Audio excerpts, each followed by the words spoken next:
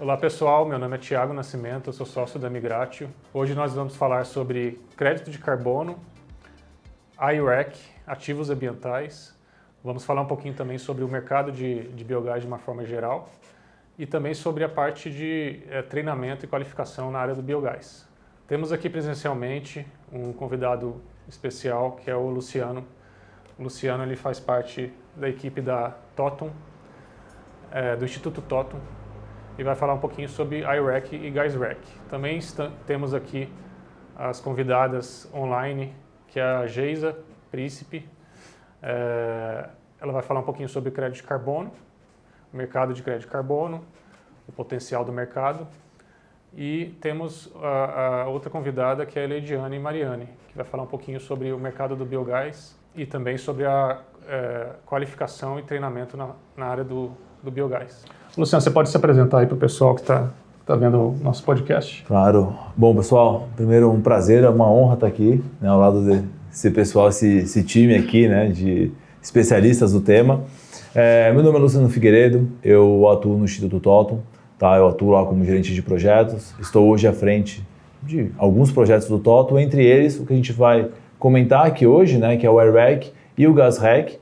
Mas eu venho, né, de formação, na verdade, administrativa, então venho atuando na parte de administração já há mais de 10 anos, desde o começo da minha carreira. E comecei a ir para essa área ambiental, dentro do Totum mesmo, olhando para a parte de compensação, a partir de reflorestamento, de mudas da SOS Mata Atlântica, e também com a parte dos certificados de energia renovável. Foi aí o final que acabou me conquistando totalmente, né, essa área de sustentabilidade ambiental. E já estou atuando com isso há mais de 10 anos. Grande carreira aí na área de biogás, te conheço faz mais de 10 anos, tem bastante experiência.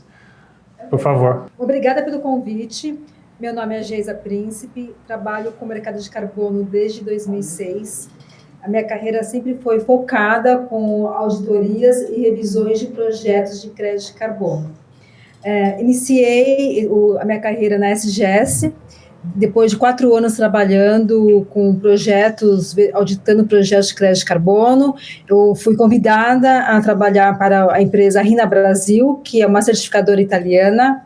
Lá eu fiquei mais ou menos mais de 13 anos e eu era responsável não somente pelos projetos de crédito de carbono, também como outros produtos sustentáveis, sempre focado na área de auditoria. Nesse meio tempo também eu me aventurei e trabalhei com a UNFCCC, como revisora de projetos de crédito de carbono também. Naquela época, o standard principal era o mecanismo de desenvolvimento limpo e hoje o mercado ele se amplificou. Temos hoje o mercado voluntário, que depois nós vamos abranger um pouquinho mais quais são os principais standards. Hoje estou na Coeffect. Coeffect é uma empresa sem fins lucrativos, que fica na Califórnia. Sou diretora técnica e meu papel lá é fazer due diligence para projetos de crédito de carbono, de projetos ao redor do mundo e recomendá-los para as principais empresas ao redor do mundo, principalmente aquelas empresas que estão no Vale do Silício, as empresas tecnológicas. Obrigado. Leidiane Mariani, tudo bem? Tudo. Pode se apresentar um pouquinho também, uma pessoa com muita experiência na área, fomentou muito a parte de pesquisa também, né? E agora a parte de qualificação. Por favor, fique à vontade.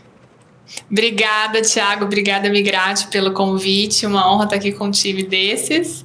Então, eu sou Leidiane, eu sou engenheira ambiental, fiz o doutorado na área de planejamento de sistemas energéticos e venho atuando na área de biogás há quase 15 anos, em projetos relacionados à gestão territorial, entendimento da viabilidade. Então, trabalhei vários anos no Parque Tecnológico Itaipu, lá em Foz do Iguaçu, no Cibiogás, no Centro Nacional de Energias Renováveis e Biogás. E desde 2019 eu sou consultora independente na área, né? Trabalhando em projetos de consultoria para o Ministério da Agricultura, para o governo britânico, outros projetos internacionais e nacionais, nessa lógica de entender o mercado, né? E nesse caminho, um dos pontos que eu e minha sócia, né, que criamos a Amplo Biogás, vimos uma oportunidade seria o gap ainda de qualificação profissional, de quantidade de profissionais qualificados disponíveis no setor para desenvolver essa fonte de energia com tanto potencial que é o biogás. Então a gente montou a empresa e aí vai ser ótimo conversar contigo um pouco mais sobre o setor de biogás, sobre o potencial, como vem avançando e essas oportunidades no setor. Legal. Bom, pessoal, a ideia aqui é a gente ter uma conversa bem à vontade, né, entre a gente sobre o que a gente abordou aqui, sobre ativos ambientais, sobre a área do biogás, sobre treinamento. A gente tem acho que um assunto que interliga muito entre os setores, entre os nossos assuntos aqui, né, as nossas experiências. Eu queria começar primeiro com o Luciano aqui, que tem esse foco, né, o trabalho dele nos ativos ambientais, os chamados I-REC e GAIS-REC. É um assunto novo no mercado, relativamente novo, né? Então tem muita gente que tem curiosidade de saber o que é, né, como que é o processo de você certificar uma empresa para que tenha essa oportunidade, tanto o gerador quanto o consumidor, como que compra, qual que é o valor desse ativo, e a abrangência dessa possibilidade desse mercado de ativos ambientais. Luciano, se você puder me explicar um pouquinho, primeiramente, o que é o Instituto TOTO, né, da onde que veio, e como que o Instituto TOTO trouxe isso para o Brasil, né, essa questão do I-REC, e depois como que se dá o processo de certificação de uma empresa que queira comercializar, no caso uma geradora, e o consumidor, como que ele pode adquirir esse ativo ambiental. Não sei se eu posso falar dessa forma, né? Se é a linguagem que vocês usam para falar desse... Não, acho que na verdade é o termo acho que mais correto, né, para a gente usar. Muita gente até confunde com crédito de carbono às vezes, né, como um ativo de compensação, né? Ele é realmente um ativo ambiental. Bom, o TOTO em si, né, ele surgiu já tem mais de 17 anos. Na verdade, o fundador até hoje no TOTO, né, que é o Fernando Lopes, nosso diretor-presidente. E ele surgiu mais um propósito de certificadora, mas uma certificadora diferente, né, de uma RINA, SGS, uma certificadora mais voltada para projetos de autorregulamentação. Então ele surgiu muito com foco, principalmente na época ali na indústria, né, do café. Então o TOTO atuou como o gerenciador do programa setorial do café durante muitos anos. E conforme, né, a gente ia atuando com o café, conforme os anos iam passando, outras associações, outros setores nos procuravam para montar projetos de autorregulamentação. Então, eu tenho aqui um problema dentro de um setor, eu quero montar alguma coisa que diferencie quem trata esse problema da maneira correta e valorize essas empresas. E o TOTO, né, sempre olhando para esse mercado, atuou aí, como eu falei, com a indústria do café, mussarela de búfala, em questão da pureza, suco de uva, que a gente atua até hoje, entre outros, né? E aí dentro disso, né, dentro desse nosso conhecimento, dessa bagagem que a gente já tinha, a Beolic e a Bragel, que são duas associações do setor de energia elétrica, nos procuraram porque eles queriam fomentar mais o mercado de renováveis. Já olhando um pouco, né, que os créditos de carbono de energia renovável não estavam mais sendo aprovados, os projetos não estavam mais saindo do papel com o projeto aprovado, eles falaram, olha, como a gente consegue fazer uma diferenciação disso em relação a uma energia fóssil e valorizar, né, o empreendedor por essa iniciativa. E aí o TOTO a gente começou, na verdade, a estudar um pouco o mercado internacional e o que já acontecia lá fora. Então, o que já tinha de iniciativas voltadas para isso. E a gente se deparou com o que era chamado, né, então, de REC, lá nos Estados Unidos também, e o mercado de garantia de origem na Europa.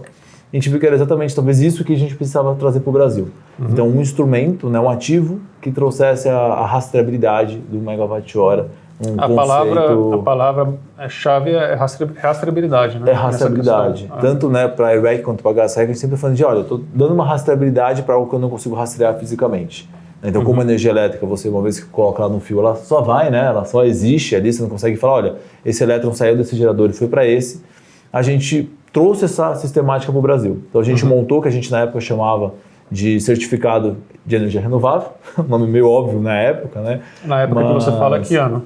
Estou falando de 2011 para 2012.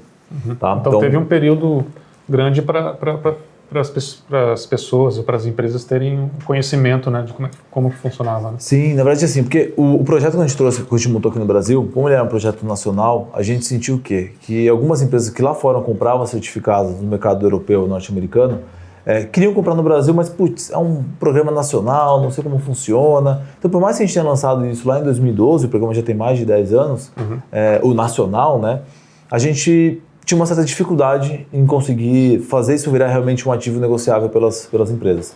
Porque é muito difícil explicar, né? Diferente de um MDL, de um programa da ONU, que você tem ali um padrãozinho, uma metodologia aprovada de forma internacional e todo mundo segue aquela mesma dinâmica, o nosso era nacional. Era mais complicado. E aí a gente, estava até comentando, né, mais cedo com você, que em 2013, né, eu assumi a frente desse projeto e comecei a ter contato, né, no mercado de energia, que era um mercado totalmente novo para mim, né, que estava na parte mais administrativa. E aí a gente teve ali uma procura, né, na verdade, do pessoal do Citibank para fazer uma primeira compra de certificados aqui no Brasil. E, poxa, a gente na época, que legal, né? Foi feito ali uma... Então, a primeira compra foi o Citibank. Foi o Citibank, que hoje, né, não existe mais no Brasil, né? O Itaú acabou comprando, mas era para uma agência na Faria Lima. Até hoje tem agência, que hoje virou Itaú Personal, tem uma toda de vidro, que tinha uma certificação LEED na época. E aí a gente fez aquela primeira transação, e assim, pra gente foi, né, um sucesso, 200 certificados, maravilha. Mas a gente continuava, né, nos anos que se passaram ali, continuando a observar que era um mercado muito nichado na certificação LEED. Porque a certificação LEED aceitava, o restante não. E aí, em 2016... Né? E para quem não conhece, o que é a certificação LEED, assim, bem rápido? É uma certificação voltada para prédios sustentáveis, né, para prédios verdes, que eles chamam. Então você tem algumas categorias, tem que atender algumas notas, resumindo muito, tá, gente? E uma delas é a questão de energia. Uma delas é o consumo de energia renovável. E aí, se você tiver certificado, você atende algum dos pontos da certificação. Isso. Okay. É uma certificação extremamente complexa, na verdade, né? É que um dos já ouvi pontos falar que é bem complexo. Tem a renovável, os demais, normalmente consultorias especializadas para isso. Algumas certificações, inclusive, tem a questão estrutural do prédio, é bem mais... muito além...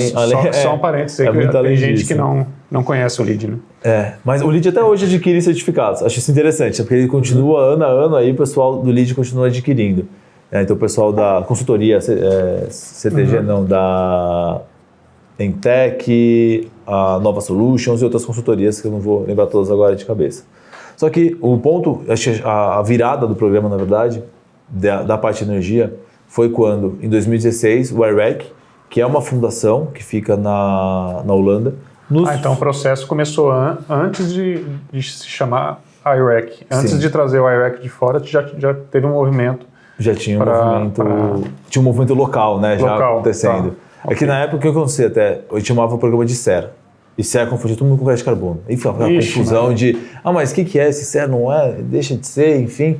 Então era meio confuso. Quando o IREC veio para o Brasil... SER era certificado de energia renovável. Tá. E aí era uma confusão na época, né? Assim, muita gente achava que era crédito de carbono, que não era, enfim. E aí quando o IREC viu que a gente tinha uma iniciativa no Brasil... Eles, na época, o IREC, ele trabalhava apenas como a fundação e abaixo dela, na estrutura dela, tinha uma entidade que eles chamavam de emissor, né, que atuava em países pontuais. Só que era uma empresa que estava no Reino Unido. Então, ela atuava em outros países, porém sempre do Reino Unido.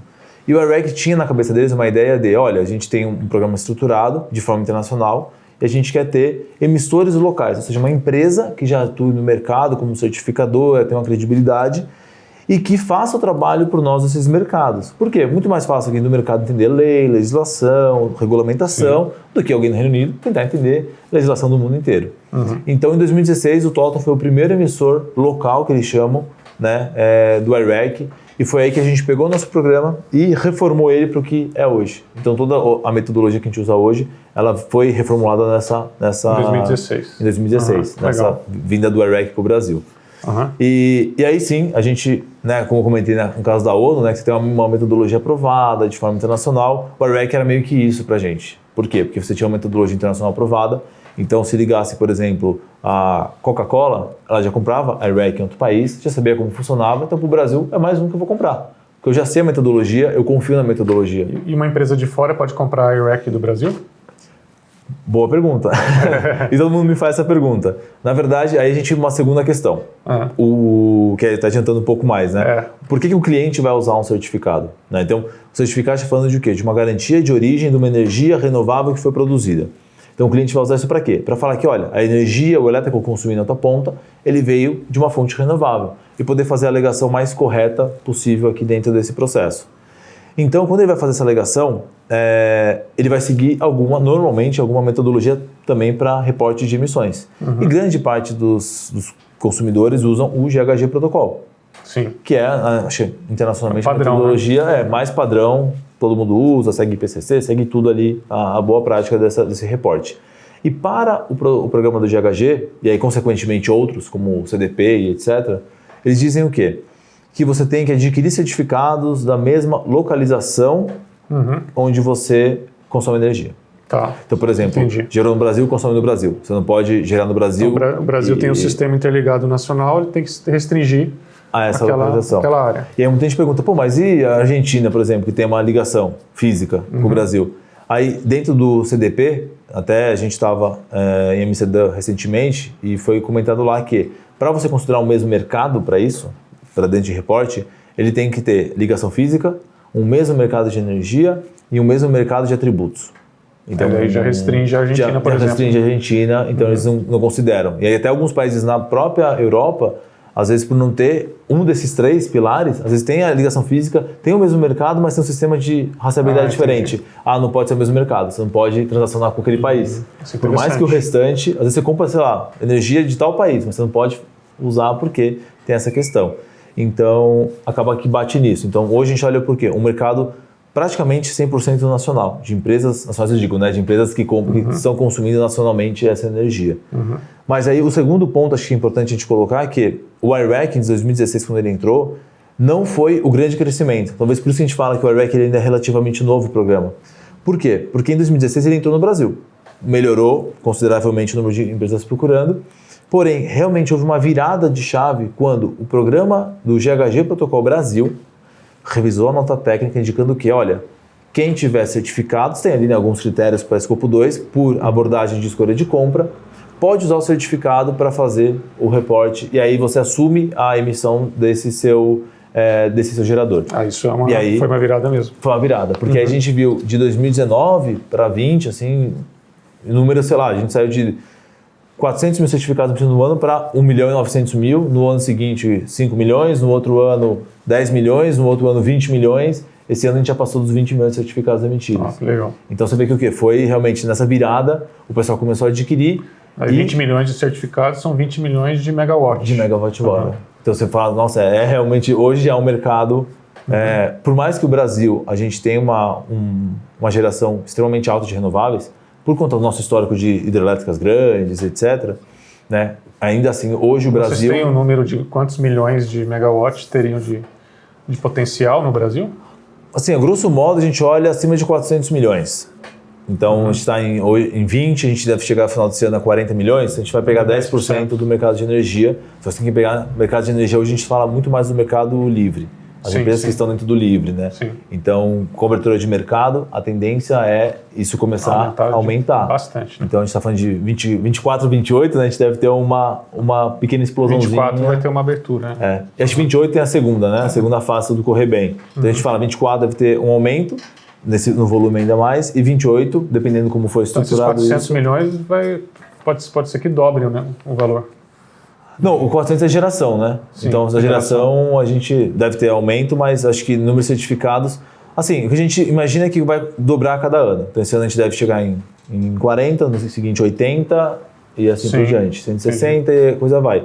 Lógico que hoje a gente está falando do mercado 100% voluntário. Então, é importante também, né, reforçar isso. Não tem nenhuma obrigação de consumo, nada em relação a isso. Então, há um certificado que acaba ficando dessa forma, né? 100% voluntário e focado em empresas que queiram fazer o reporte. Legal. Tá? E o processo de certificação, desde o início até a transação final ali, né? A certificação, ela é um processo relativamente simples. Então, hoje, a gente só certifica usinas que já estão em operação comercial. Então, a gente não pega, por exemplo, diferente de crédito de carbono, né, que você pega lá do começo do projeto para fazer a homologação e aprovar. No nosso caso, não. A gente já faz a aprovação com base na operação comercial.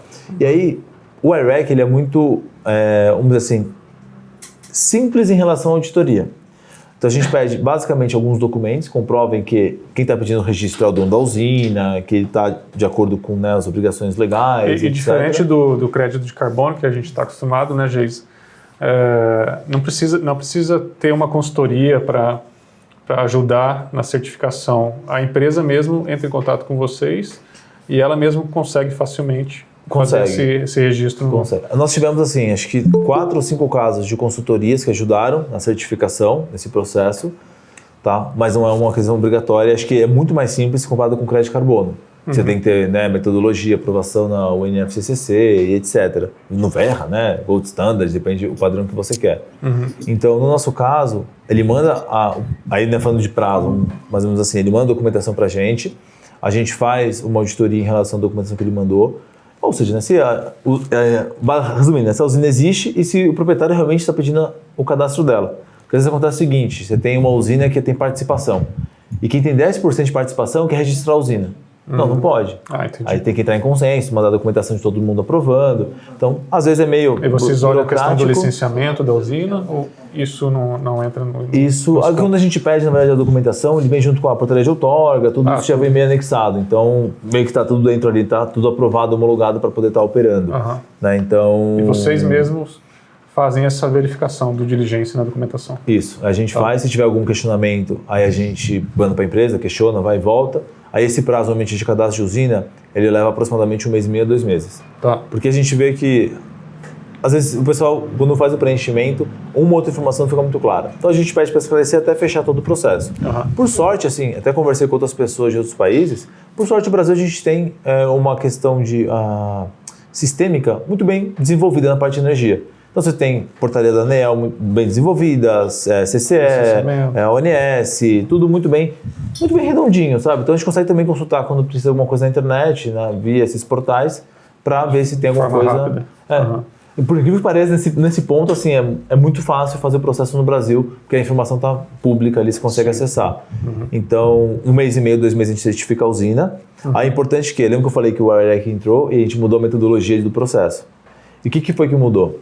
Hoje a gente tem uma figura que a gente chama de registrante, que é o proprietário da usina, quem vai operar a usina e solicitar as emissões certificados. A gente tem o que a gente chama de participante, que é a empresa que vai negociar. Então, comercializadora, né? Vai entrar aqui, ó, tem um cliente final, vou procurar um registrante, comprar o certificado e alocar para ele. O participante é um processo muito mais simples, porque ele é uma conta comercial. Então ele vai mandar para a gente o contrato social, o contrato com a gente assinado, o resultado dos últimos 12 meses, para mostrar que a empresa existe, é saudável, consolidada, etc. E mais um documento que agora me falhou a memória, mas depois eu lembro. Mas ele manda 4 documentos basicamente pra gente. A gente anexa essa documentação, manda pro pessoal da Europa. O pessoal da Europa faz também lá um processinho de Know Your Customer lá deles. Devolve pra gente se tiver algum questionamento. Nós tivemos 2 ou 3 até hoje, que eram pessoas envolvidas em alguns processos mais antigos, que a gente conhece bem. Que a gente esclareceu que, olha, aconteceu um processo no Brasil, mas hoje está tudo regularizado, que foram as que nós tivemos. E em aproximadamente 3 semanas a conta está aberta de participante, ele já pode começar a negociar certificados. Então, assim, o participante, que é o trader, é muito mais rápido. Menos de um mês. Menos de um mês. O gerador, como é mais documentação... O trader seria a Migratio Energia. Exatamente. Então, a Migratio vira um negociador, tem esse processinho mais simplificado e está apto a vender. E aí vem talvez um ponto importante aqui. Você pode falar de custo ou não? Posso. Assim, custo para ser trader. O custo para ser trader hoje, ele tem um lastro em euro, importante isso. Então, eu estou falando de 2 mil euros por ano, que tem de anuidade, mais 6 centavos de euro por certificado que você venda para o consumidor final, que você aposente, né, para o consumidor final. E tem uma taxa de abertura de conta de 500 euros, que é esse aqui, né, no primeiro ano. Única, né? Isso. Então, é importante isso. E o gerador tem 7.020 para cadastrar a usina, vale por 5 anos. 7.020 reais. Desculpa, é reais aqui, no caso é reais. E 18,4 centavos de real por certificado que ele emite para um participante.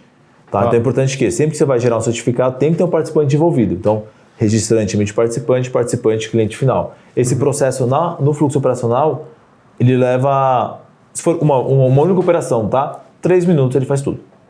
Então é extremamente rápido. Hoje tem plataforma para todo mundo, então hoje a gente capta os dados da CCE de medição e com base nisso a gente já consolida o volume disponível de energia que ele pode transformar em certificado por megawatt-hora que ele produziu. E depois existe um documento, um documento que comprova Sim. um certificado com QR Code, alguma coisa assim? Exatamente. Quando ele aposenta, a plataforma joga para ele um certificado onde tem aí toda a especificação do cliente, o período de consumo que ele está reportando, então 21, 22, assim por diante, e na segunda página o descritivo da usina que produziu a energia.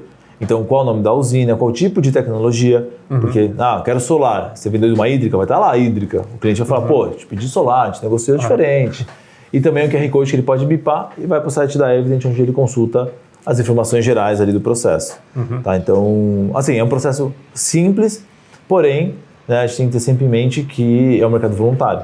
Por mais que é simples, tem que ter em mente que, olha, quem vai atrás do cliente final é o participante, então tem toda essa sistemática de mercado que é importante. Legal. Não é só entrar e sair emitindo tudo. Entrei e vou emitir 100%. Não, tem todo um trabalho que é feito por trás. Aí vocês têm um certificado que chama GasRec, né? Que é o mais recente. Esse é recém-saída do forno, né? Vamos dizer assim. Exato, eu acho que é legal você falar para o pessoal o sistema deve ser parecido, né? O sistema de certificação e tudo mais.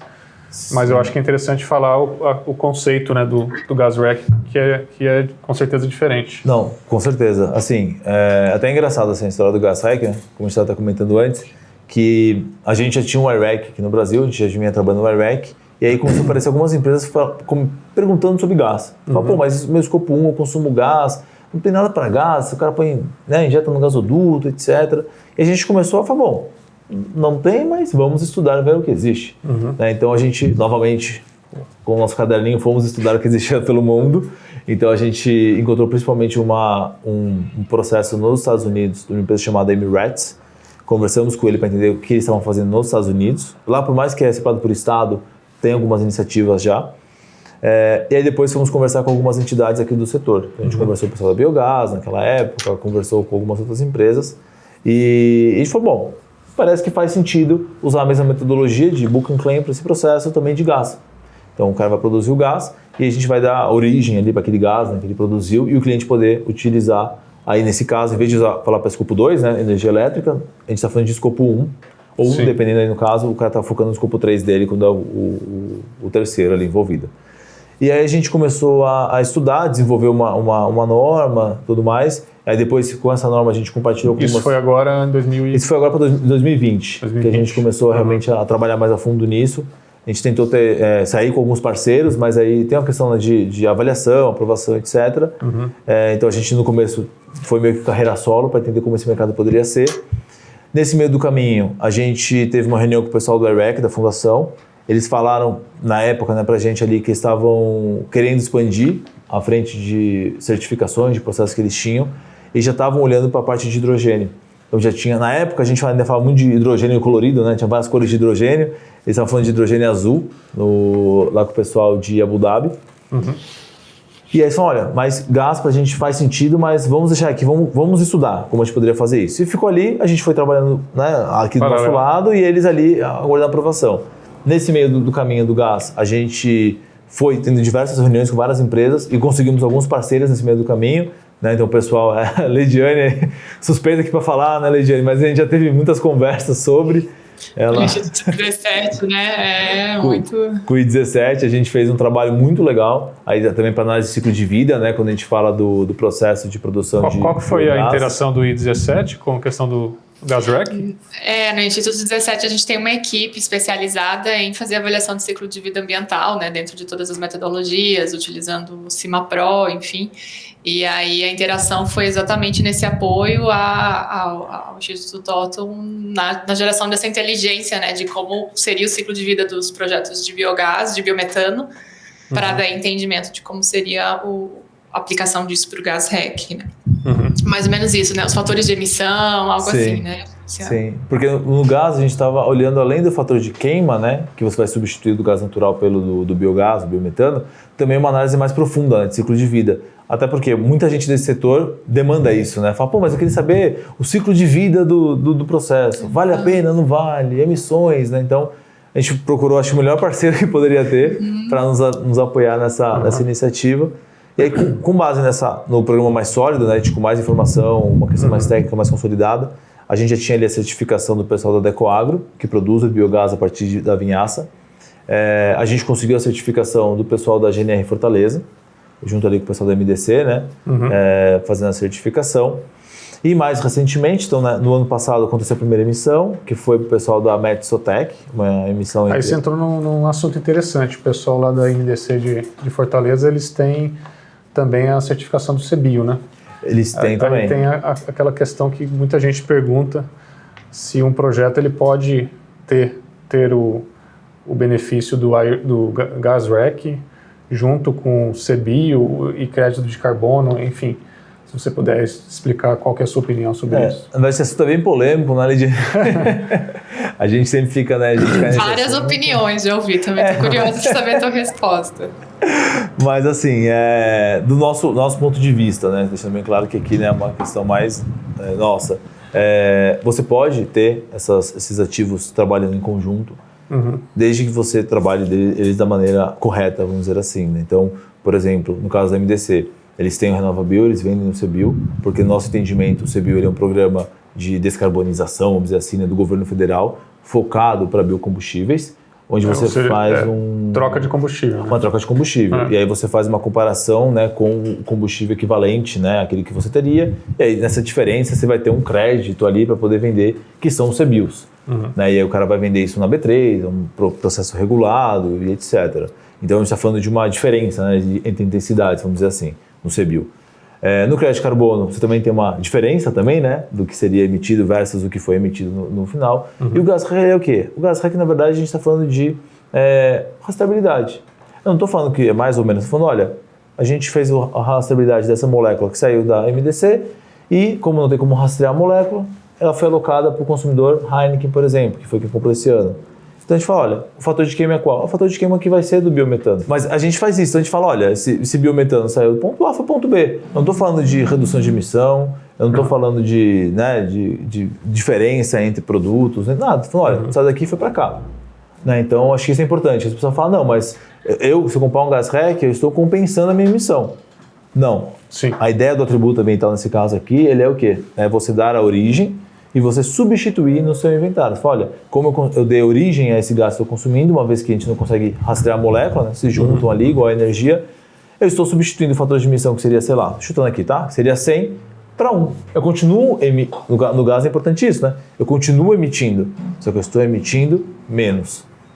Então isso é importante, muita gente fala, não, então eu estou compensando. Teve gente que me ligou e falou, não, então quer dizer, se eu comprar um Gas REC, eu posso ter um projeto de crédito de carbono da diferença que eu reduzi de um ano para o outro com Gas REC. Eu falei, não, para tudo, não é essa a ideia, não é esse o intuito do processo. Tá? Então, no nosso entendimento é isso, você como produtor de biometano, acho até bom isso, né, para o pessoal saber que você tem produtos além do biometano que você consegue monetizar, que você consegue valorar e você consegue vender realmente, ir para o mercado e ter essas três frentes, né, que você... E a venda do iREC e do Gas REC é feita pode ser feita diretamente pelo gerador ou o comercializador, o trade. Sim. O trader, né? Quando a gente fala, tem uma empresa, por exemplo, que gera energia e comercializa, normalmente ele faz os dois papéis. Sim. Quando não, aí você tem o trader de energia, o Migrate, por exemplo, né, que vai receber a oferta de um cliente. Mas o trader é só a comercializadora de energia? Ou tem outras? Tem algumas consultorias. Consultorias também? Tem algumas consultorias de carbono. Então tem uma consultoria, uma famosíssima chamada South Pole, que opera no mercado europeu. Uma outra famosíssima também chamada STX, que opera lá fora em Nova York, também na Europa. A ACT Commodities, também, que opera no mercado europeu. E compra aqui no Brasil alguns certificados. Mas a gente viu que no Brasil o principal perfil é comercializadora. Pelo que a gente, né, hoje nós temos 79 participantes ativos no Brasil, desses diria que mais da metade ali é comercializadora. Ô Geisa, nas auditorias que você trabalha, já foi questionado alguma coisa sobre o projeto estar adquirindo esse benefício do iREC, por exemplo? Isso que eu estou pensando aqui, assim, em relação ao double accounting. Eu acho, porque assim, uma das questões dos projetos de crédito de carbono é a adicionalidade.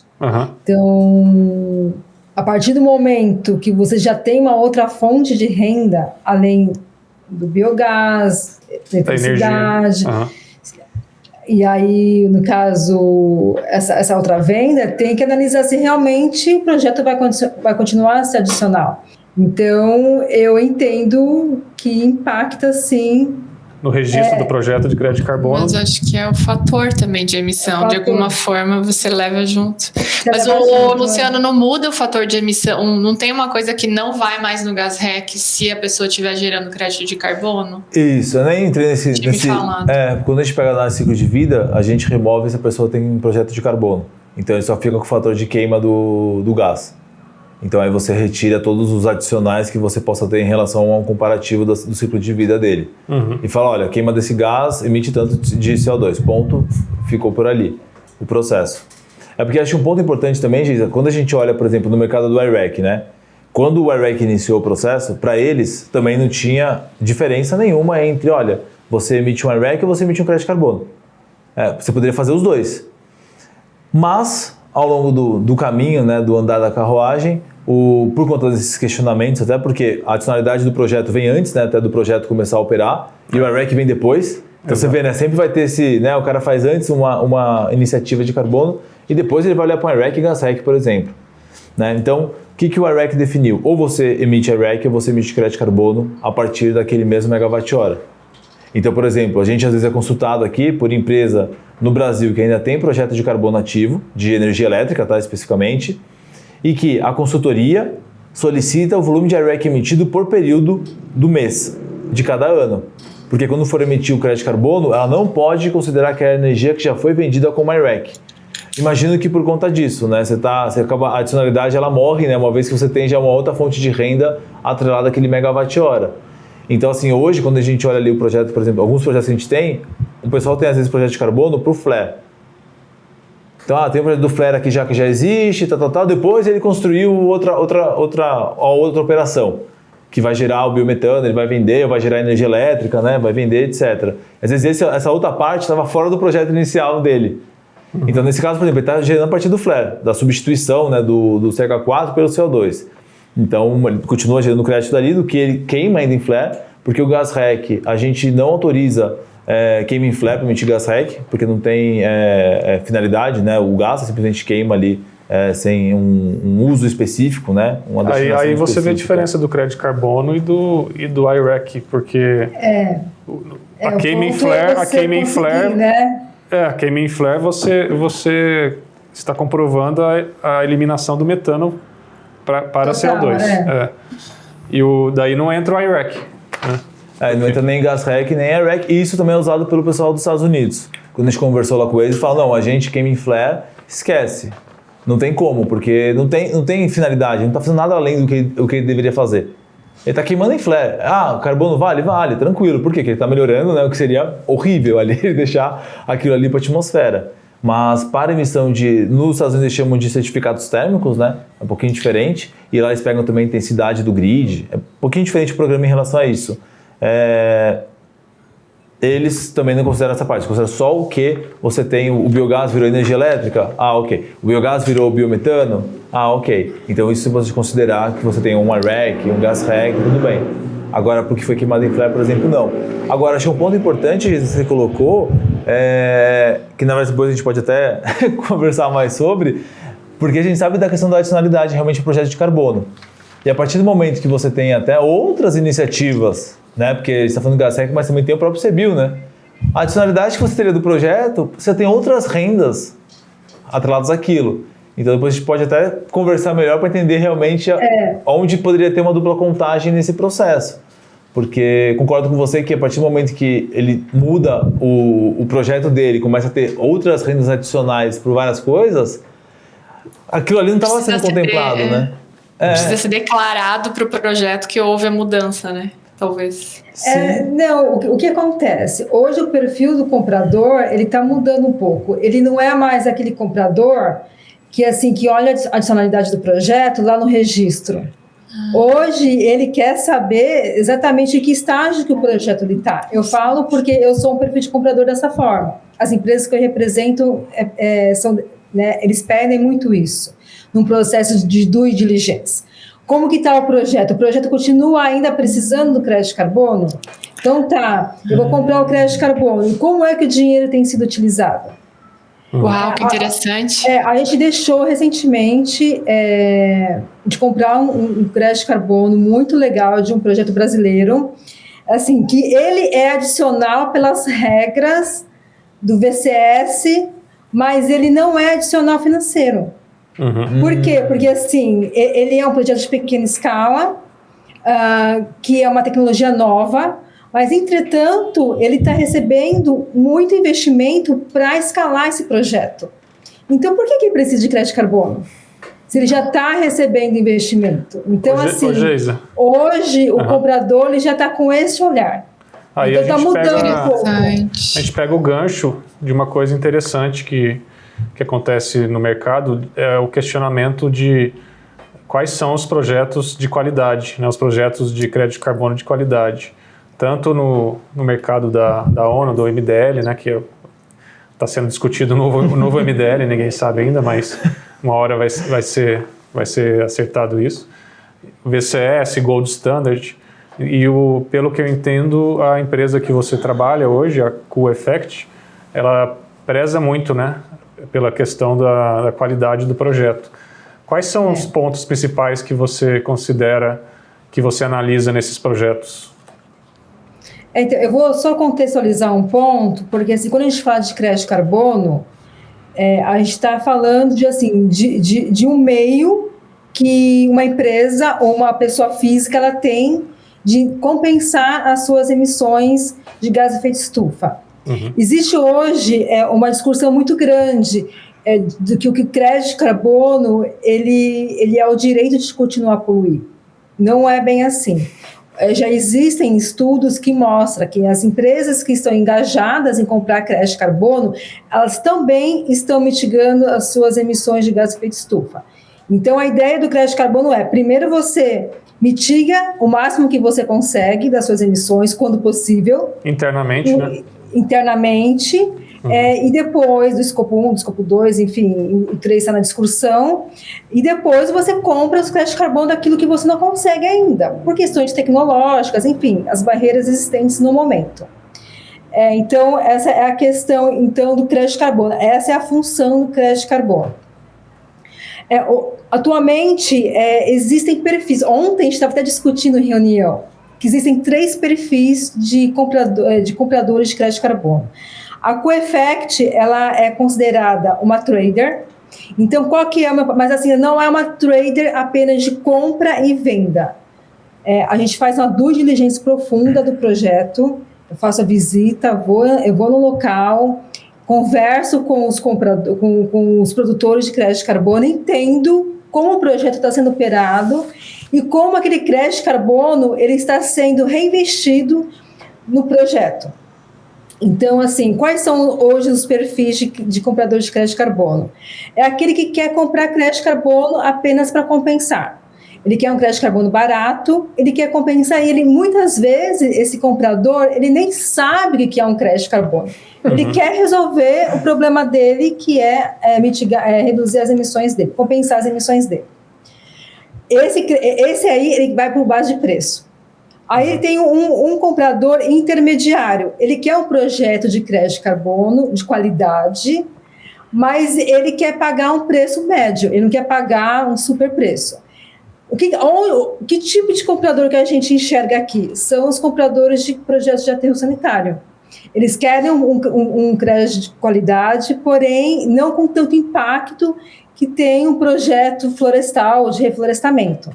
E o terceiro perfil de comprador é aquele que paga caro, é aquele que paga acima de $30 a tonelada de crédito de carbono, porque ele quer um projeto de impacto, não somente impacto em relação às emissões do gás de efeito estufa, mas também social. Então, ele quer realmente ver o dinheiro sendo reinvestido na comunidade. Ele quer ver a comunidade sendo transformada.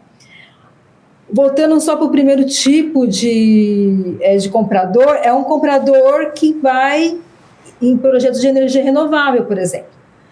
Porque lá, aí eu vou trazer uma discussão, porque lá no passado, lá 20 anos atrás, 15 anos atrás, a tecnologia de eólicas, por exemplo, solares, elas eram mais caras. Então, sim, elas precisavam de subsídio para poder tirar o projeto do papel. Só que hoje não é mais essa realidade. Hoje, uma tecnologia de energia eólica ela é muito mais acessível. Então, por que você precisa do crédito de carbono? Então, assim, a adicionalidade está sendo impactada. Quando você olha, quando você vai mitigar, você vai compensar suas emissões, quando você compra crédito de carbono de energia renovável, de grandes hidrelétricas, por exemplo, por que ela precisaria de crédito de carbono? Porque a função do crédito de carbono é viabilizar uma tecnologia de baixo carbono. Então, é considerado um crédito mais barato. Esse perfil do comprador não sabe ainda que ele está assumindo um grande risco. É isso que eu ia falar, Geisa, se eu puder, Thiago, mas a questão é tudo uma questão de risco, né? Talvez um projeto tenha adicionalidade hoje, mas será que no futuro, quando for ser vendido, vão ter clientes dispostos a comprar e pagar por isso? Né? Então, aí é um risco que se assume ao longo do processo, sabendo que esse mercado vem mudando, né? É algo assim, Geisa? A Delta Airlines, por exemplo, não é todo projeto, tá, gente, de energia renovável. Tem projetos de energia renovável super bacanas, principalmente em países pobres. O Brasil é né, mas assim, em países pobres da África, naqueles, né, classificado lá na lista dos LCDs, né, Low Countries Development. Então, assim, esse tipo de incentivo é importante para essa região. Mas assim, a Delta Airlines, por exemplo, ela comprou muito projeto, muito crédito de carbono de projetos de energia renovável na Índia, e aí ela começou a aprender o que é o crédito de carbono, e ela falou, ela ficou com medo de greenwashing, porque você não está mitigando as emissões, porque aquele projeto, aquela usina, ela iria existir de qualquer forma. Ela, assim, independente de crédito de carbono, ela ia sair do papel. Então, cadê a adicionalidade? Então, não tem emissão, não tem redução de emissão. Ô, Geisa, esse é o grande risco. E como que você vê a entrada de projetos, você falou de projetos de energia, né, que muitos não são adicionais mais, mas existem os projetos de energia de grande porte e os de pequeno porte. Os de pequeno porte, eu recebo muita pergunta, quase que toda semana, de projetos de biogás de menor porte, projetos de energia solar, de pequeno porte também, que não conseguem entrar no mercado de crédito de carbono.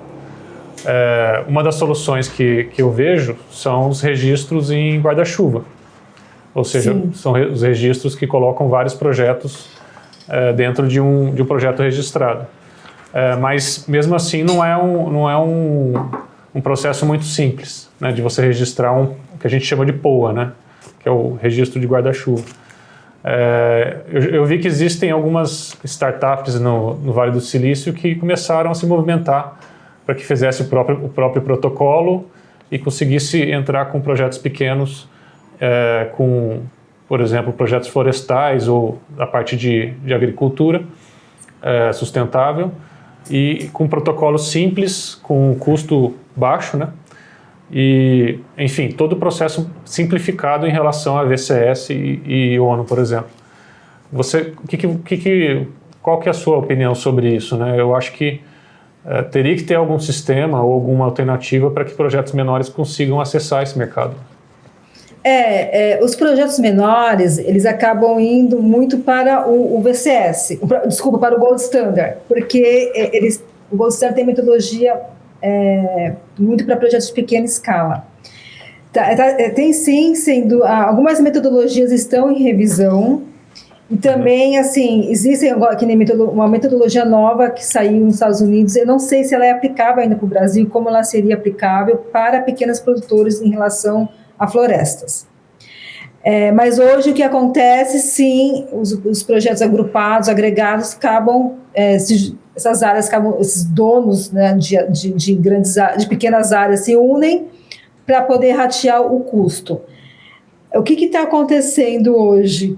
Acontecendo hoje não. O que a gente está observando hoje?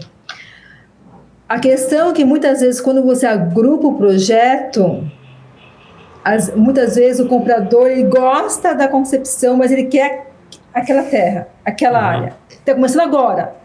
Isso é exatamente agora. Essa semana a gente teve uma reunião que a gente recebeu essa primeira demanda.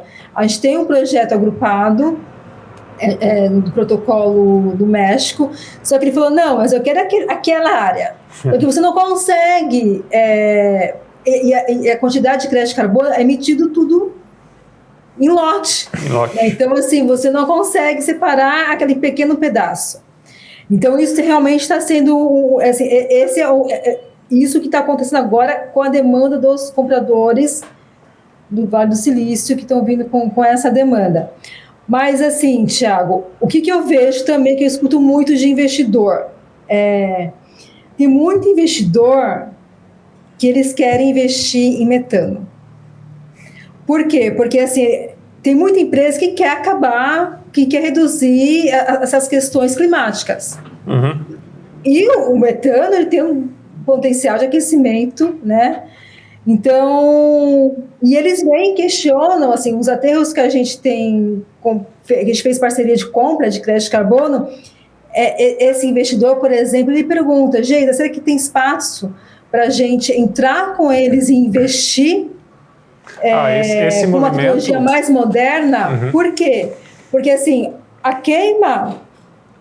somente a queima em flare não resolve muito o problema, mas você está perdendo metano, você está perdendo um ativo muito importante. Mas eu acho que tem um ponto aí, Geisa, que eu também vi esse movimento, que as grandes empresas estão com receio do valor do crédito de carbono ficar muito alto nos próximos 5 ou 10 anos. Então tem muita empresa querendo fazer o próprio projeto para que garanta o crédito de carbono com valor baixo nos próximos 10, 15 anos. Isso eu vi esse movimento na parte florestal, né, fazer projetos florestais, e agora está vindo para os projetos de energia também, de biogás e energia. Então eles perguntam se pode entrar com 10, 15% de investimento. Empresas que nunca sonharam em... Empresas de tecnologia, né, que não é o foco da empresa isso, né, mas que querem garantir aquele crédito de carbono por um período longo e com valor mais baixo, né? Porque assim, as empresas de projetos de biogás sofreu muito, né, com a oscilação do valor do crédito de carbono. Começou lá 20, despencou para quase 0, e aí agora está retomando. Então tem essa dor, né, de querer um contrato de longo prazo. Mas esses investidores, o que eles não querem só... não é só essa preocupação, tá, Thiago? Não é só a preocupação de ficar à mercê do mercado, assumindo esses riscos. A questão deles é realmente focar no metano, de usar o metano de uma forma mais eficiente. Quando você queima o metano num gerador de eletricidade, vocês são especialistas nisso, você está o quê? Queimando 54% do potencial do metano? Uma boa planta operada. Se você vai para o biometano, você chega a quê? A 95, 98. Então é isso que esse comprador ele quer. Ele quer comprar crédito. Quando a gente fala de projeto de crédito de carbono de qualidade, também utilizar de forma eficiente o potencial daquele projeto, se for a máxima eficiência possível. Aí a gente pode pegar um gancho que a Leidiane tem um domínio bem grande, que é o potencial do mercado de projetos, né, de biogás, tanto com potencial para geração de energia, quanto com potencial para biometano. Eu acho que é interessante, Leidiane, de você falar, você tem os números mais na cabeça, esse perfil dos projetos que tem hoje, né, ou seja, aquele perfil típico, né, que hoje tem projetos grandes que dominam o volume alto, né, de produção. Enfim, se você puder dar uma explanação sobre esse perfil, acho que é interessante para a gente linkar esse assunto que a Geisa falou sobre os interessados, né, os investidores querendo investir numa planta que já existe, sendo que o potencial, na verdade, de novas plantas é gigantesco, né? Exatamente, mas eu achei interessante isso que a Geisa falou, pensando no futuro do setor de biogás, né? Então, falando desse potencial, né? A biogás indica um potencial de cerca de 84 bilhões de metros cúbicos por ano, que é equivalente a uns 120 milhões de metros cúbicos de biogás por dia, né? No Instituto 17, no projeto do Programa Energia para o Brasil, com recursos do governo britânico, a gente chegou a um número mais conservador, que a gente considera de curto prazo, acho que seria 5 anos na época que a gente calculou, agora já seriam uns 3 anos, de 11 bilhões, né, por ano. Então, bastante, de 80 para 11 é bastante mais. E é bem possível porque a gente está chegando já, com certeza, a 3 bilhões por ano já de produção de biogás com fins energéticos no Brasil. Acho que esse é o ponto, né? Com o fim de usar energeticamente. E esse potencial, mesmo, né, qualquer um desses potenciais é um tanto interessante, só que se a gente pensar, quando a gente estimou esses 11 bilhões no BEP, a gente pensou assim, a gente só estimou para aterros em operação, então resíduo sólido urbano que estivesse sendo coletado e indo para aterro sanitário, então a gente não considerou lixão e outros usos. Então tem um potencial muito maior se a gente for considerar realmente todo o resíduo sólido urbano brasileiro, que hoje ou não é coletado ou vai para lixão, ou aterro controlado. E aí, um dos pontos que a gente viu muito, Geisa, no projeto, foi essa questão da eficiência dos projetos. O quanto a eficiência, porque aí a gente fez o potencial energético, mas a gente também calculou o potencial de descarbonização por meio da análise de ciclo de vida, numa fronteira ampliada, expandida, pensando em política pública. E a gente via exatamente quanto tomada de decisão de uma tecnologia de upgrading podia fazer mudar bastante o fator de emissão daquela planta e o potencial de descarbonização. E a questão de aterro sanitário, que é um dos grandes potenciais do Brasil e é o que vem sendo muito executado, né? Vem muitos projetos nos últimos 2, 3 anos aí, sempre, né? Desde o início, sempre o aterro sanitário, porque afinal o resíduo já está ali, o gás já está sendo produzido, é muito mais uma questão de, não vou dizer que é fácil, nosso Thiago, né, especialista, briga comigo, mas é uma questão de captar bem, purificar o gás e utilizar para gerar energia elétrica, biometano e energia térmica. E a gente vem vendo um interesse maior ainda agora, né, por biogás de aterros sanitários. E eu sempre fico me perguntando, né, a Vanice, que é minha sócia, a equipe que trabalhou no BEP, em que momento que as empresas vão começar a buscar cada vez mais essa eficiência, porque pela questão energética, eficiência de captação e geração significa maior ganho, né? Mas se o crédito de carbono puder, de alguma forma, pressionar esse mercado para buscar mais eficiência, não só pela quantidade, mas também por isso que você está falando da qualidade do crédito gerado, vai ser bem interessante, assim, de realmente, quem sabe a gente começar a ter projetos que eu acho que é uma tendência para o setor de biogás do Brasil, não só de aterramento de orgânico, mas a gente tentar ao máximo separar a fração orgânica de resíduos para irem para biodigestores dentro dos como que a gente chama? Não é bioparque, Ecopark. Ecoparque, obrigada. Nos ecoparques, e aí para a fração orgânica ter produção de biogás com alta eficiência de produção e captura de metano, acho que vai ser bem, bem importante. Queria deixar esse... Fica à vontade, Geisa, depois. Então, tá para ser lançado, não sei se já está para ser lançado um tipo de um satélite, que vai percorrer o globo mapeando onde é que tem as principais fontes de emissão de metano. O foco é metano. Então tem assim, um movimento muito forte em relação à mitigação do metano. Por isso que esse investidor que eu estou comentando é um investidor internacional do outro lado do globo, que ele fala, não, a gente quer um projeto mais eficiente. E o valor do crédito de carbono dispara. Então, assim, se você pega um projeto que tem biometano, hoje é 19 de maio de 2023 aqui, ele está sendo comercializado a $20, $30.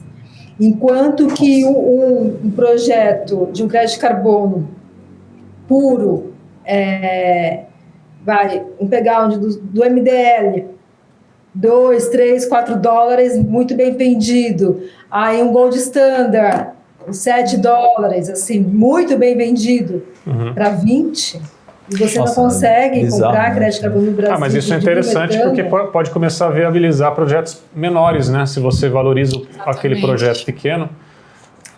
E aí esse é outro ponto. Aí, voltando à sua pergunta, né? Como viabilizar projetos menores, aplicando tecnologia mais eficiente? Essa é uma forma. Uma outra forma é você fazer venda antecipada dos créditos de carbono. Aí é outro, mas é uma coisa assim, que aí entra um investidor. Aí você faz uma venda antecipada do crédito de carbono para ajudar a tirar esse projeto do papel. É uma dúvida minha, assim, você acha que eu não sou especialista nessa área de carbono, de metano, mas você acha que hoje tem investidor com esse apetite para fazer esse aporte no metano futuro? Então ele entrar mesmo de cabeça, né, no projeto e falar, olha, a gente vai fazer aqui um projeto, vai apoiar você no projeto, já olhando para um mercado de carbono futuro que eu vou querer até, sei lá, 10 anos do seu carbono que você vai gerar. Você acha que tem investidor com esse apetite já? Muito dinheiro. É que hoje o que acontece, cá entre nós, o pessoal só está olhando para florestas. Sim. Porque é a bola da vez. Só que assim, o metano tem muito potencial. Tem muito. Tem muita gente com dinheiro querendo investir em tecnologia de baixo carbono. Falta projeto, então. Falta projeto bem feito. Bem estruturado. Tá. Esse é bom. Entendeu? E talvez um pouco também de conhecimento, você acha que falta no pessoal? Porque, por exemplo, hoje... Aqui a Lidiane, qualificar a pessoa. Então, vou puxar aqui, já. Não, porque hoje a gente vê, por exemplo, lá no Total a gente recebe muito questionamento em relação a carbono, né?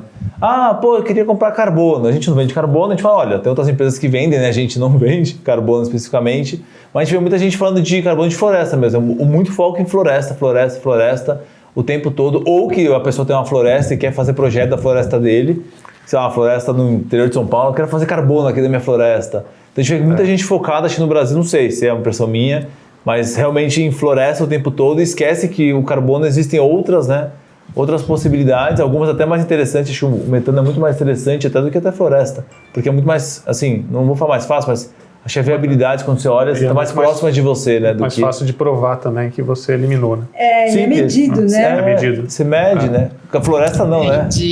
É aquela questão mais... Ele é medido minuto a minuto, então assim... Mas a floresta ela é importante também preservar. Sim, não, com certeza. Isso é super importante, mas assim, é que ela é bonita, tem macaco, tem mas eu acho, Geisa, que a gente... Tem a biodiversidade, então tem um apelo muito maior. Mas a gente precisa fazer o apelo também em outros setores, por exemplo. Quando você faz um projeto de biogás de aterro ou de resíduo, gente, de dejeto suíno, tá emitindo. No aterro sanitário você está ajudando a eliminar lixão. Poderia ser a propaganda. Exatamente. Né? A adicionalidade pode até ser essa. Exato. Então, assim, eu estou salvando a Amazônia, do outro lado eu estou salvando as pessoas que comem lixo. A poluição hídrica do solo de uma região. Exatamente. Né? Uma população que está exposta. Eu acho que falta um pouco do mercado fazer a propaganda certa do negócio. Né? E talvez a questão do conhecimento, né? Desculpa, mas acho que é só a questão do... Não, acho que também o conhecimento, né? Aí, assim, só que a parte social precisa aparecer.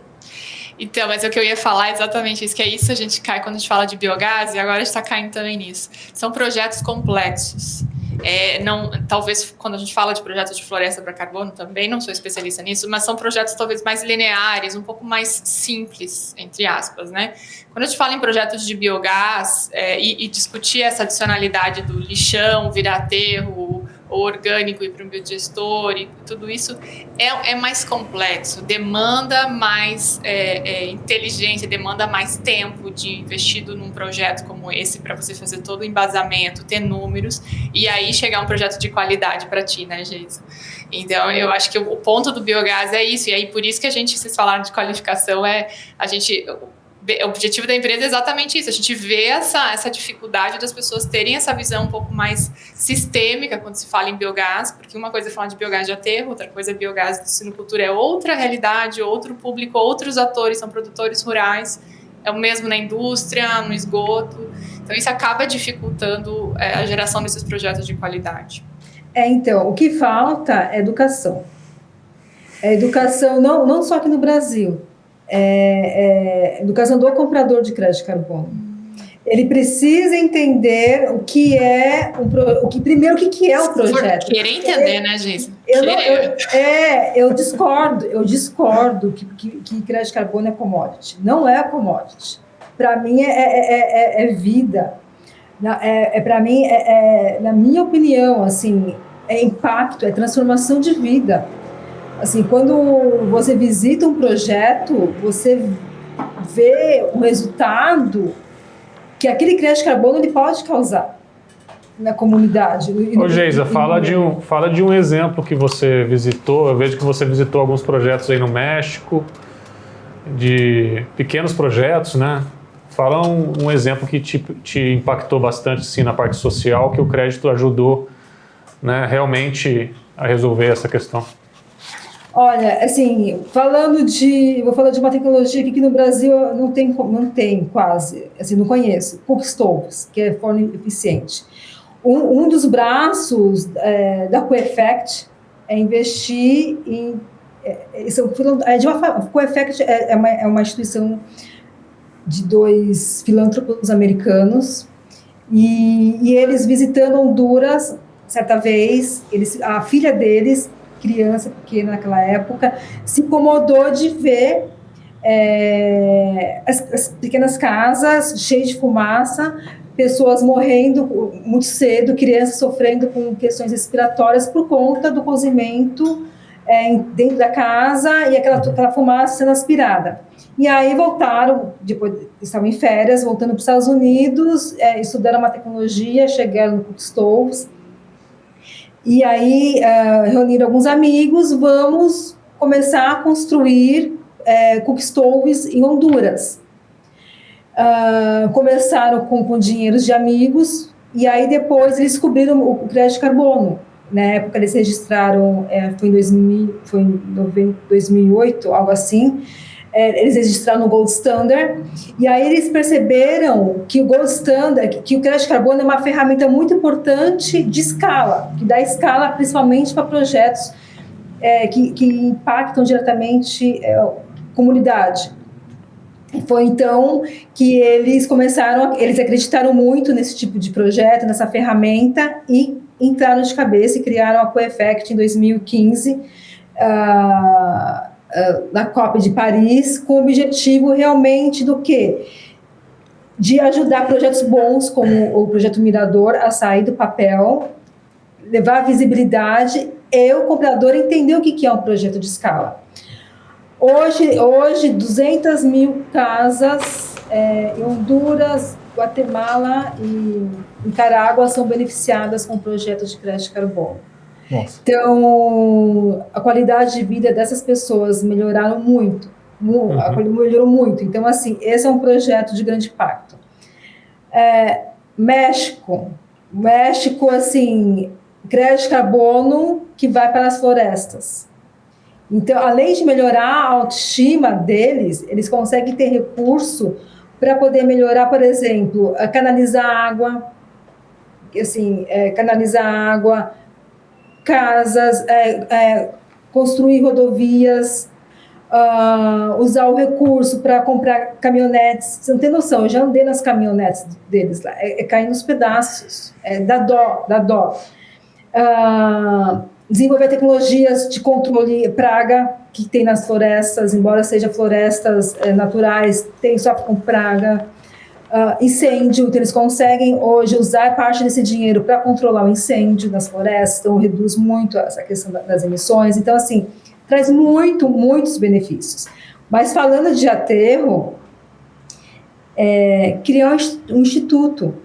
Eu visitei um aterro, eu não vou ficar falando aqui, até por questão de imparcialidade, conflito de interesse, enfim. Mas eu visitei um aterro que uma parte dessa receita, ela é investida no social.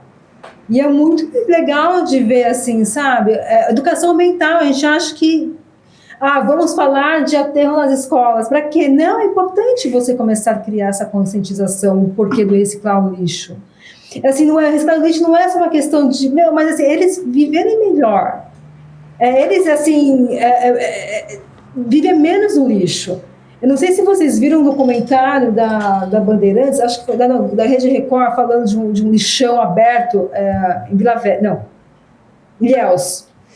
E eu estive em Ilhéus semana passada, eu passei na frente. As pessoas, na pandemia, lá já moravam em favelas. E aí eles ficaram mais pobres ainda. Então, para eles terem que comer, eles se mudaram para o lado do lixão. Uhum.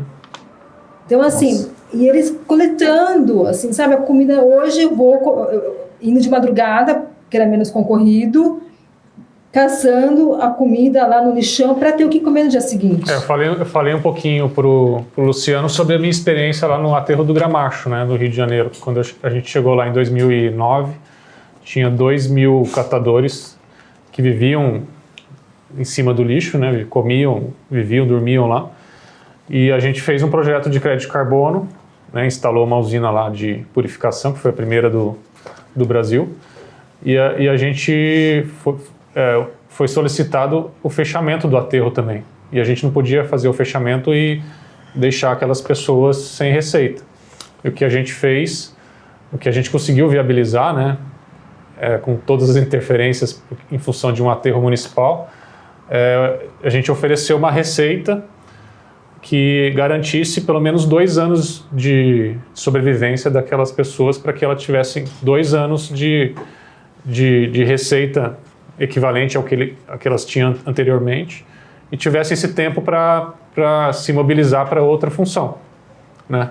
Então isso foi um exemplo. O outro exemplo foi o próprio aterro Bandeirantes de São Paulo, que 50% da receita era para a Prefeitura de São Paulo.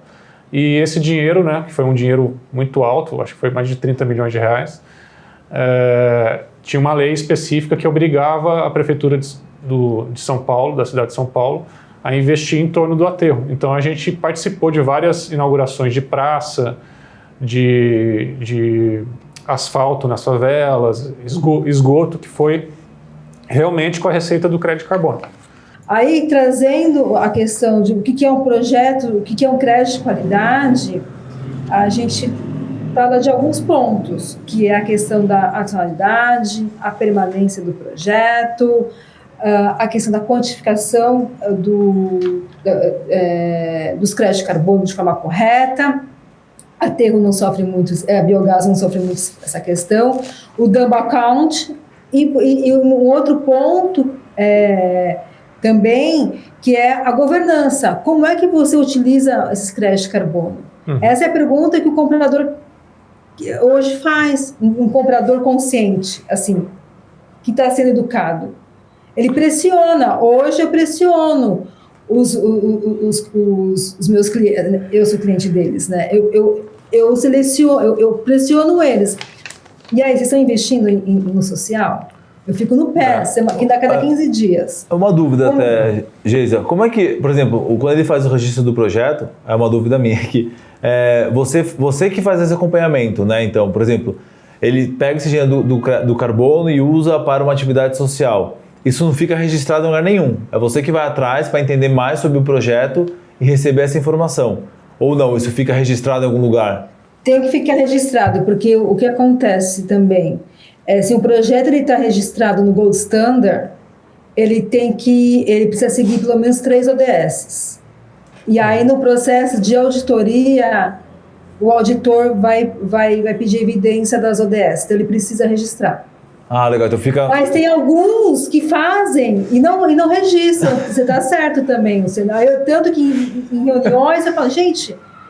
Mas você está fazendo isso para o seu funcionário, porque quando a gente fala de impacto social, a gente acha que é só o entorno. Mas e as pessoas que estão lá trabalhando? Você está pagando um plano de saúde legal? Ou o plano de saúde a pessoa tem que atravessar a cidade? Os familiares estão sendo beneficiados? É o que você faz a mais do que você faria sem o crédito de carbono, entendeu? Sim, entendi. Sem o crédito de carbono você não paga, né, não daria um plano de saúde, mas hoje você dá um plano de saúde.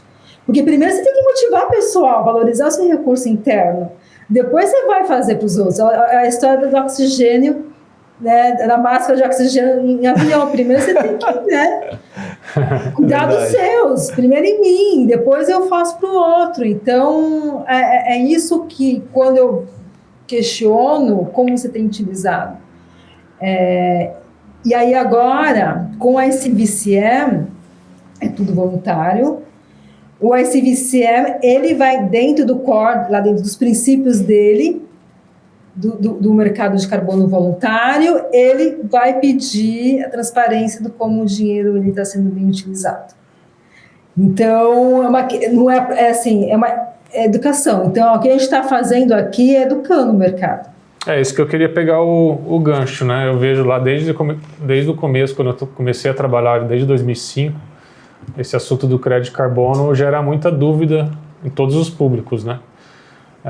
Quando veio a pandemia e aquele anúncio do CEO lá do fundo, maior fundo do mundo, né, BlackRock, o Larry Fink, né, que fez aquele depoimento que todos os investimentos seriam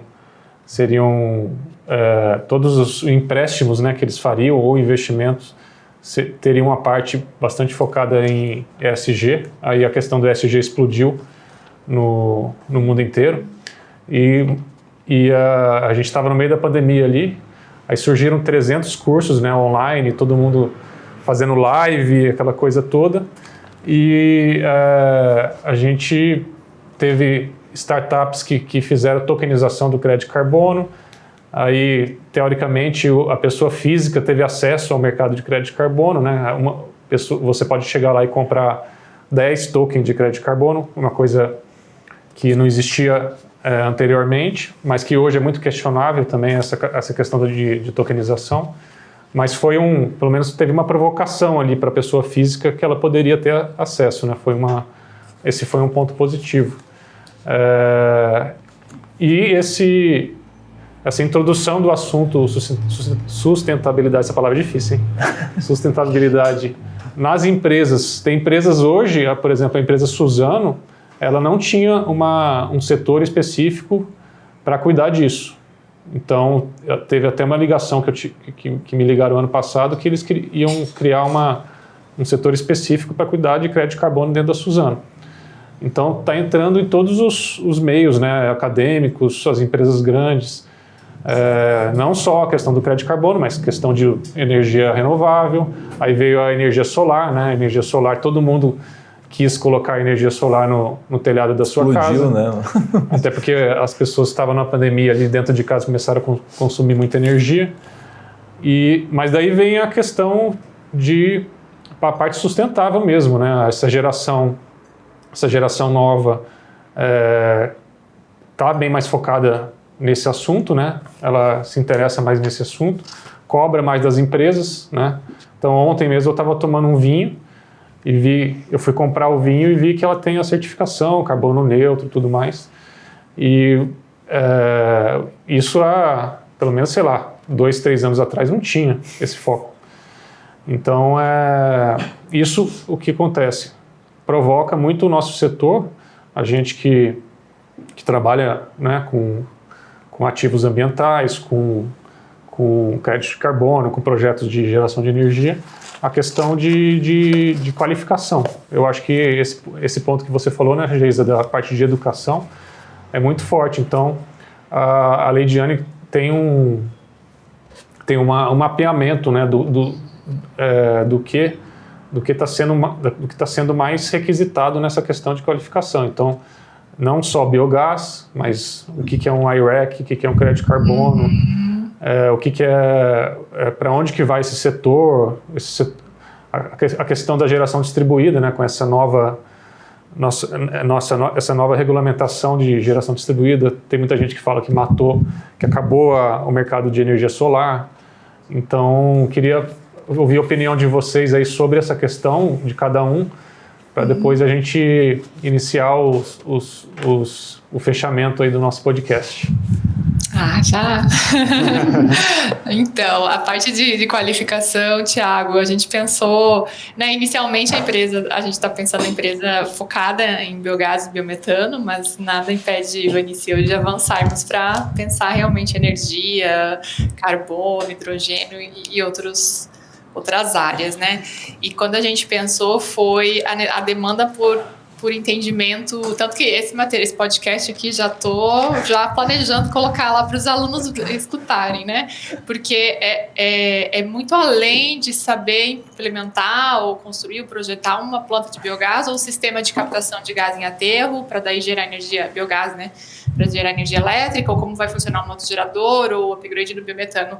A gente vê uma demanda nesses últimos anos, 2, 3 anos, assim, do mercado entender como comprar esse ativo. Então, são potenciais compradores de biometano, potenciais compradores de energia elétrica e desses ativos ambientais, de certificados, do crédito de carbono, tentando entender esse mundo do biogás e biometano, saber as diferenças, a viabilidade, qual que é a diferença, qual que é o preço, o que vem junto, qual que é a sazonalidade, quanto eu vou ter garantia de entrega. Então, a gente vem vendo esse processo de demanda de entendimento do mercado, e no fundo é um mercado que ainda também está em criação, né? Tanto como a gente está falando do próprio carbono, né? Os certificados, está muito em definição aí. Então, nem sempre se tem uma resposta única. O projeto de biogás funciona, talvez o de eólica e de solar, eles já se desenvolveram de uma maneira que você já tem uma lógica dada, né? Tanto de radiação, tantos módulos, vai gerar tanto de energia elétrica e tanto de crédito de carbono, dependendo da atratividade. Mas no biogás, não. Então, assim, tudo depende de várias opções que são feitas dentro do projeto, para qual mercado vai ser vendido, para substituição interna de consumo de gás, né, de gás natural, de GLP, ou de lenha também, ou para uma venda, e aí vem essas questões todas, né, a GD, e tudo isso também, esses mercados estão mudando, né, as regulações de GD estão mudando, mercado voluntário de carbono com a possibilidade de mercado regulado, né, aí o Instituto Totum cria o Gás REC, que é uma outra possibilidade, um outro mercado. Então, nesse sentido, assim, vem sendo cada vez mais essencial uma capacitação contínua dos profissionais. Como todo setor, né, mas a gente vê isso no setor focando no recorte de biogás e biometano, é contínuo, porque o setor está se desenvolvendo, esse mercado, essa indústria está crescendo, está começando a ser visto por outros mercados, por grandes investidores. Então, a gente está falando não só de energia, a gente está falando de gestão de resíduos, estamos falando de esgoto, né, saneamento. Também a gente acaba, quando está falando em biogás e biometano, a gente está falando de fertilizantes. Então, toda a lógica de Brasil é um grande importador de fertilizantes, super dependente. Fertilizante emite muito, né? Fertilizante químico quando aplicado no solo. Então, a gente falar de biogás também está falando de uma fração líquida que é o digestado. E agora está se engatilhando um outro assunto novo, que é o hidrogênio, né? Que está engatinhando ainda. Exatamente. Então, tá um negócio muito e aí dinâmico, tem que entender tudo isso. Então, um profissional que trabalha ou que queira entrar nesses setores precisa se capacitar continuamente. Então, a proposta que a gente pensou da empresa é exatamente uma lógica de capacitação contínua e muito conectada com rede de profissionais do setor, profissionais que estão atuando no setor, que venham capacitar esses alunos, essas pessoas interessadas. Então, porque o conhecimento é muito diverso. Isso que a gente estava falando de carbono, né, tem dupla contagem, não tem dupla contagem com o certificado, depende do ponto de vista, é tudo uma questão de análise de risco, né, e como cada um vai tomar a decisão disso no projeto. Concordo. Mais ou menos isso, da qualificação, Thiago. Mas acho que é essencial, assim, e essa visão de que não basta só conhecimento, né? Muito de se conectar, de ter networking para saber acessar o conhecimento e as pessoas que sabem daquele assunto. E aí, Geisa, o que você acha dessa questão de divulgação, maior divulgação, educação e tudo mais na sua área? Não, isso é essencial. A educação... o comprador, principalmente, porque sem o comprador não existe mercado. Exato. Então, o comprador ele precisa entender o que é um crédito de carbono. Ele precisa entender a origem, a rastreabilidade de crédito de carbono que vem lá do produtor do biogás, o que ele está fazendo, o que é aquele crédito, questionar, visitar, estudar. A informação está em constante movimento, a todo segundo nós temos novas informações, novos padrões estão surgindo, então por isso é interessante assim, entender de onde vem o crédito de carbono, qual é o estándar que ele vem. Hoje se falam de vários, não, peraí, ele é um estándar regulado? Ele é um estándar aceito internacionalmente? Quem são as empresas que estão auditando? Quem são, assim, um dos pontos de risco que eu vejo é quem é que está desenvolvendo um PDD, por exemplo. Uhum. Tem que ter conhecimento, porque você está colocando lá, investindo milhões, e ali não é aprovado um processo de auditoria por falta de capacitação, por falta de conhecimento. Então, assim, é necessário esse conhecimento. E o nosso papel aqui é cada vez mais utilizar a nossa voz para falar, olha aqui, esse aqui é uma ferramenta importante de impacto de transformação e melhoria de vida das pessoas, e nossa também. Então, esse é um ponto. E aí, só quer trazer um outro gancho, que a gente pode fazer um outro podcast, a gente está falando só de crédito de carbono, mas está esquecendo de um que está chegando com tudo, que é o crédito plástico. Né? Então, reciclagem. Esse que também é uma ferramenta importante, principalmente por questão dos oceanos. Então, fica aí eu acho hashtag que próximo Não, é legal esse gancho que você tirou. Até conversei com o Luciano nos bastidores sobre crédito de reciclagem. E ele já... Não é reciclagem. Que tá ligado ali, né? Tá ligado à questão do plástico. Mas tem um crédito de reciclagem da legislação brasileira, né? Tem. Não, estou falando de outro. Ah, tá. Então... A gente falou da brasileira. Da brasileira. Não, estou falando... Mas eu acho que Dá para deixar no podcast, saiba mais, hein? Fica a dica. Mas eu acho que até para um gostinho mais na próxima, que assim, existe um mundo, né? Sim. Mas eu acho que a tecnologia... ela pode resolver muita coisa, né, em todos esses pontos que a gente falou, de gap que a gente precisa do mercado, e ainda tem muita coisa para fazer. Eu acho que pegando o gancho da tecnologia, e para o Luciano também fazer o seu fechamento, o iRec é um exemplo, né, de uso da tecnologia para ter uma outra possibilidade de ativo, enfim, uma outra alternativa para você comprovar a sua ligação, a sua certificação de um ativo ambiental, né? Sim. Deixa eu fazer uma pergunta antes para o Luciano, daí o Luciano já emenda, já responde essa pergunta também. Você comentou no início que o iRec teve um ponto em que o GHG passou a aceitar o iRec como, enfim, no processo de... Em que momento você acha que isso vai acontecer também com o GasRec, né? Que eu sei que esse é um ponto importante, assim, para realmente o setor de biogás, de biometano, começar a confiar mais nesse potencial ativo. Sim. Né? Não, plenamente. A gente... Pergunta de $1 milhão. A pergunta de $1 milhão aí. A gente tem, assim, uma expectativa. Eu acho que até casa com um pouco que a gente falou aqui, né? Que é a questão de conhecimento mesmo. Porque às vezes até mesmo quem está fazendo uma normativa, um standard, às vezes ele está dentro de uma sala olhando ali o núcleo dele, ele não está dentro do mercado entendendo os benefícios todos atrelados a tudo aquilo que acontece fora do mundo. Né? É uma discussão que a gente até teve lá com o pessoal da Europa, que é muito difícil às vezes você tentar explicar uma coisa, né, que a gente está aqui no dia a dia vendo, a gente está participando, vendo a diferença que um projeto traz. Às vezes a pessoa não, o pessoal do GHG, nada contra eles, mas eles às vezes estão mais focados em eu quero criar alguma coisa que faça sentido dentro do nosso núcleo.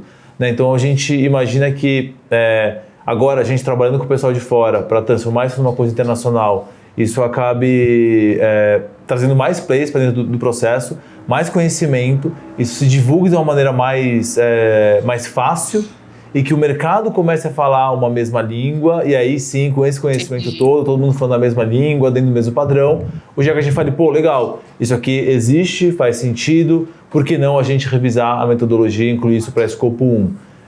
Não é uma batalha fácil, né? Eu acho que, assim, no melhor dos mundos, para o ano que vem, no pior dos mundos, daqui a mais uns 2, 3 anos, tá? O GHG do Brasil falou que não vê nenhum problema a empresa anexar no relatório dela, no final, assim como ela anexa o crédito carbono, mas ela anexar também outros, né, certificados que ela usa para questões de mercado, por mais que não vai reduzir diretamente do escopo 1, mas já coloca ali, né, um anexozinho. O pessoal do Green Building, né, que comentei lá no começo, eu tive uma reunião com o pessoal lá, e eles falaram que para eles tem uma questão também de consumo de gás, etc. Que se isso for viável, até existe a possibilidade de jogar isso numa norma no GBC, Estados Unidos, e se isso for aprovado por eles lá, vira um standard para todo mundo, para todo o restante do mundo. Então, quem sabe a gente começa de novo como o IREC, a gente vai ter a primeira questão pelo GBC e isso vai seguir. Mas acho que isso tem muito a ver com essa questão que a gente está falando aqui de conhecimento, né? Eu acho que o mercado, ele... felizmente ele está amadurecendo, a gente vê que teve uma diferença gigantesca, assim, acho que foi da pandemia, de tudo o que aconteceu, teve uma coisa que foi boa, que foi o pessoal começar a se conscientizar mais em relação à questão ambiental, social e de governança, né? Porque não adianta você no final do dia, né, pegar, comprar crédito de carbono e falar, pô, acabei, compensei minhas emissões, sendo que você não sabe do que é esse crédito de carbono, o que tem por trás daquilo, né? Então, até então a gente sempre recebeu muita consulta de gente lá na empresa a respeito de crédito de carbono, e acho que como a agência colocou, né, olhando o preço, né, mas quanto custa mais ou menos um crédito de carbono? Quanto que eu vou ganhar se eu fizer um projeto de crédito de carbono? E aí, né, não sei, depende muito do projeto, depende muito da adicionalidade, depende muito de tudo que você vai fazer, né? Então, acho que falta esse conhecimento, acho que o que a agência colocou até aqui hoje, que o crédito de carbono ele não é só um ativo, uma commodity, né?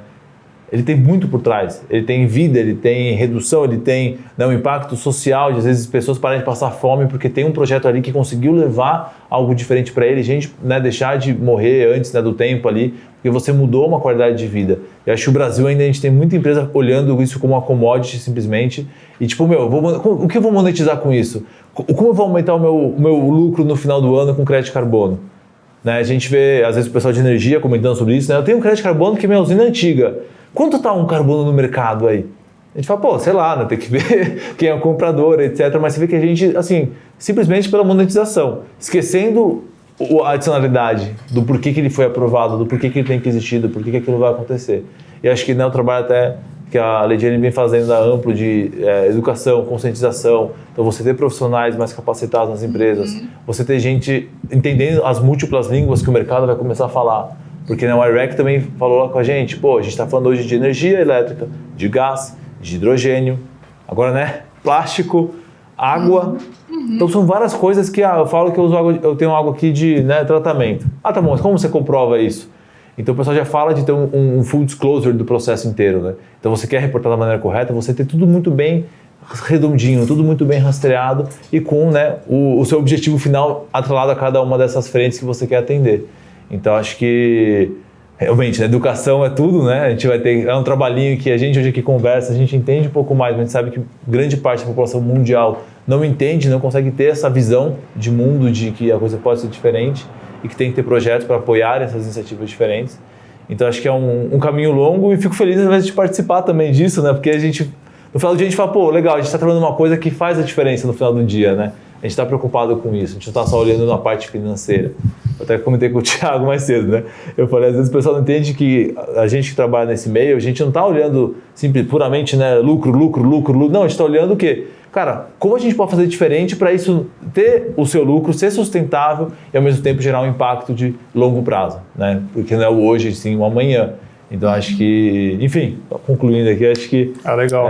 Só o fato da gente ter engenheiros aqui na sala e um administrador aqui do lado falando muito bem, falando melhor do que os engenheiros. A bióloga. A bióloga, mas está ligado à área ambiental. Não, mas eu fiz também, eu fiz pós.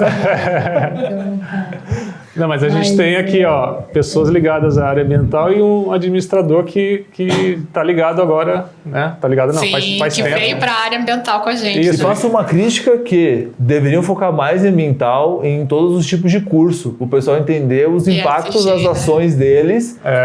Engenharia civil, qual é o impacto do cimento que você vai colocar lá na sua obra, como tratar o cimento corretamente, dá para reciclar, não dá para reutilizar, Desperdício não dá. Desperdício. Porque talvez o pessoal tenha mais consciência e pô, a coisa evolui todo mundo junto, né? Em vez de a gente ter que ficar marretando coisas às vezes. Show de bola. Bom, pessoal, vamos encaminhar aqui para a finalização. Agradeço. Bom, tinha mais assunto para falar, né? Dá pra gente falar muito verdade, aqui, conversa. Eu queria também abordar, pode ser um outro podcast, a questão de trazer recurso, né, financiamento para esses projetos também, que eu vejo que é um limitante para fazer investimento aqui no Brasil. Mas a gente pode engatilhar para outro podcast aí. E, bom, agradeço a participação de todos aqui. Vocês querem fazer uma consideração final ou não? Sim, o fechamento, né? Fechamento. Eu quero. Fica à vontade. Eu queria até parabenizar a Migrati pela iniciativa de trazer esse assunto, a gente falou muitas coisas transversais, né, talvez o foco da Migrati, que é a energia, né, bioenergia, enfim, estou vendo aqui no fundo, mas é muito importante essas discussões, interdisciplinar, assim, aprendi muito com vocês três, super especialistas aí, e, enfim, parabéns, obrigada pela oportunidade, já estão todos, Thiago já é professor parceiro da Amplo Biogás, e Luciano e Geise já estão convidados também para uma masterclass na nossa escola. Tá bom? Obrigada. Também quero agradecer a oportunidade. Para mim é uma honra poder levar esse assunto, transmitir esse assunto, que eu acredito que é uma ferramenta, sim, de transformação e que contribui, sim, para a construção de um mundo bem melhor. Então, essa aqui é a minha missão. Então, estou aberta, aceito o convite de levar essa mensagem adiante. Obrigada. Que bom. Bom, concluo também aceitando o convite. Que bom. A Leidiane, a gente está ficando já acostumado a se encontrar, vários eventos, a gente está junto aí falando, palestrando, mas agradeço a Migrati pela oportunidade também.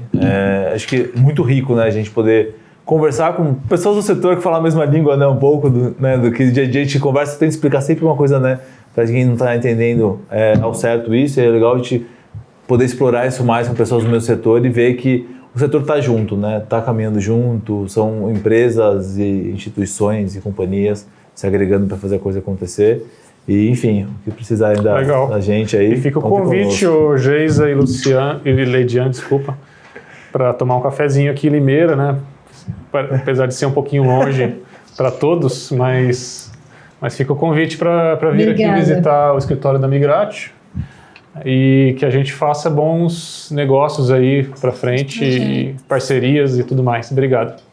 Obrigada, gente. Obrigada, gente.